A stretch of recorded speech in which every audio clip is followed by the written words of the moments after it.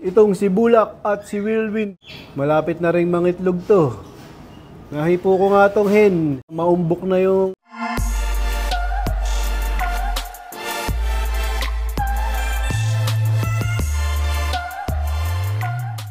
Sakulog! Welcome back mga kalapatids. Ito na nga yung mga anak ng mga brown, mga kalapatids. Ayan o. Kitang kita to isa. Ano na to? Brown. Dito dalawa.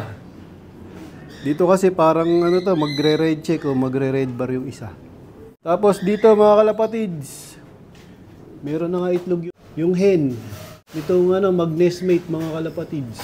Bali lalabas, lockbreed nga tong mga inakay nila mga kalapatids. Kasi nga ano na to, magkapatid. Kung mag-nestmate. Ang ano na to, pang-stock. Tapos ito yung bali apo na ni Magnum. At apo sa tuhod. Tapos ito yung SBR Banlun. Ayan, dalawa. Isa, bumaba na sa, ano, sa paso. Tapos syempre yung pinakain natin dyan, walang iba kung hindi ang kalapatids breeder mix ni Boss Ronald Gonzales. Na nilagyan natin ng Bipro X3.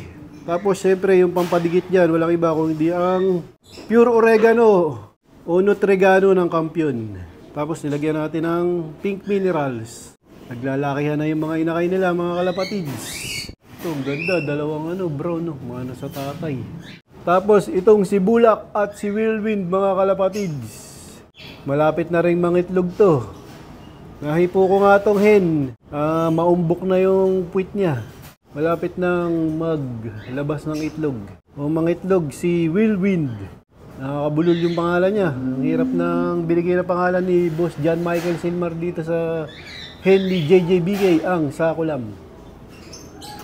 Tapos dito nga sa aming stock hen section mga kalapatids. Ayan, tuyong-tuyo pa rin yung kanilang droppings. Nilagyan ko nga sila ng vitamin minerals. Hindi nila tinigilan kahapon yan. Kaya yan yung ano, dami nilang natapon.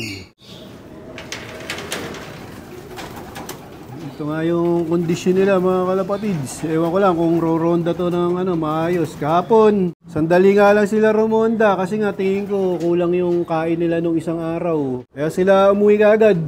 Tingin ko gutom na gutom nga sila. So pinalabas ko na nga yung mga ibon namin mga kalapatids. Ayun na. Ano?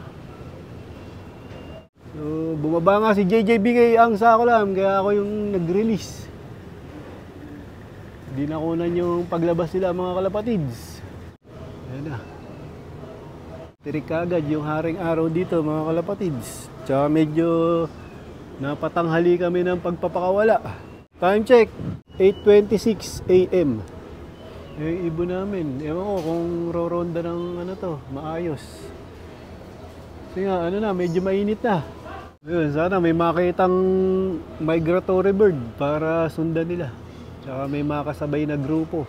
Mas gusto ko nga may nakakasabay sila na grupo mga kalapatids para masanay sila na matangay tapos babaklas sila pabalik. Yan, para matuto silang bumaklas. Paikot-ikot lang. Nandiyan na nga yung pinakabata namin na sinasabay, yung dalawa mga kalapatids. Yung anak-anakan ni Major Payne tsaka yung blue bar na kabatch niya. Yun yung pinakabata dyan. Ayan, sumasabay na. Ayun na, mukhang ano. Magre-ranging na, ayun na. Ayun, palayo na. Ayun yung ibon ko mga kalapatids. Oh. Parang may nakitang lobo, ayun. Ayun na, pinupuntahan nila. Oh. Yan nga yung maganda, pagka rumoronda sila, may nakikita silang kakaiba. Yung mga kakaiba na yan, mga kalapatids, ano, pinupuntahan nila yan. Ayan, oh. Ayun, parang may lobo sa taas. Kaya ano, mataas din yung lipad nila. Ayun, oh, pinapantayan nila yung ano, yung lobo.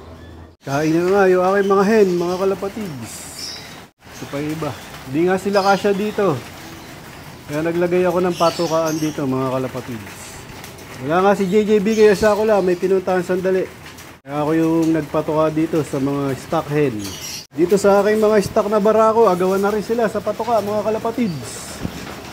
Kaya si Tim, nakikipag-agawan, kulang yung kanyang buntot. Di Mapakali City mo, palipat-lipat ng ng patukaan. Agis mo na. Inaagis na isa ni JJBK ang Sakulam. Shoutout dito kay Boss Gel Bernardo na nasa US. Oh, Connecticut, USA. Nasa USA. Ingat palagi dyan, boss. Salamat dito sa Nero. Yun, lumayo ng bahagya. Lipad pa. Lipad pa kayo. Wala din kasing training ngayon mga kalapatids. Wala siguro silang masabayan. Pagka nga meron training o club training dito sa amin, napansin ko matagal sila lumipad.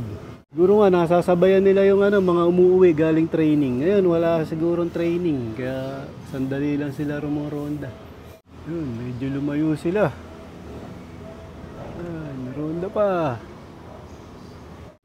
Tamang-tama, mainit yung panahon. Pagkatapos nilang rumonda at kumain, pahinga ng konti, papapaliguin naman namin sila mga kalapatids. Ayan na, babaan na sila.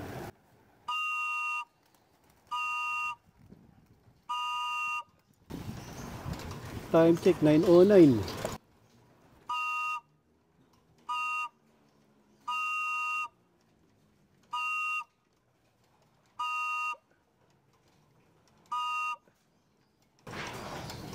Pasok lahat.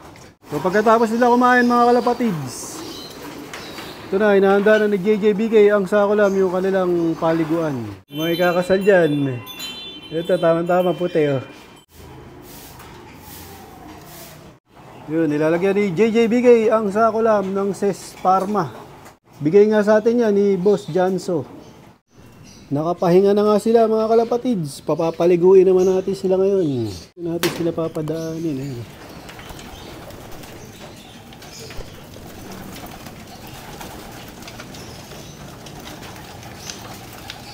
Diretso sila sa paliguan.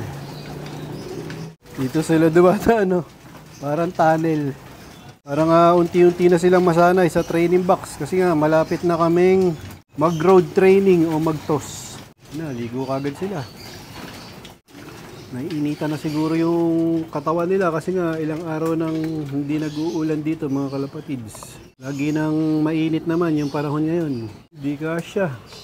Halos lahat sila naligo mga kalapatids kaya tingin ko maayos sila lahat. Maganda yung pakiramdam nila. Mga kalapatids, meron nga bumisita sa atin si Bro Sherwin Robles ng San Francisco, California. Ako nga pala Sherwin Robles ng Batang Tondo Love ng FMT Racing Pigeon Club. Shoutout nga pala kay Boss Jog, kay Charlie Pranada, DC Love, si Robin, Jake Chulani, si Kuya Jesse Gutierrez, Jubileo Jao, si Pangga, at si Noy Love, si Kuya Oski, si Kuya Patrick, at si Kuya Rodel, Kuya Bogs, at si Thunder Love, at saka ang pinakamalupit na si William, si Malbari.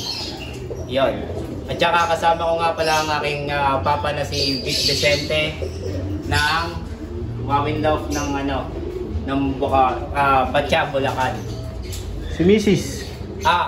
Huwag natin kalimutan ang ating love girl na naging love manager na ngayon na patuloy na sumusuporta, si Marivic Manalastas. Siya ngayon nag-aalaga ng ibon natin, nagsasakripisyo. At maraming salamat sa suporta. Yun, ayos.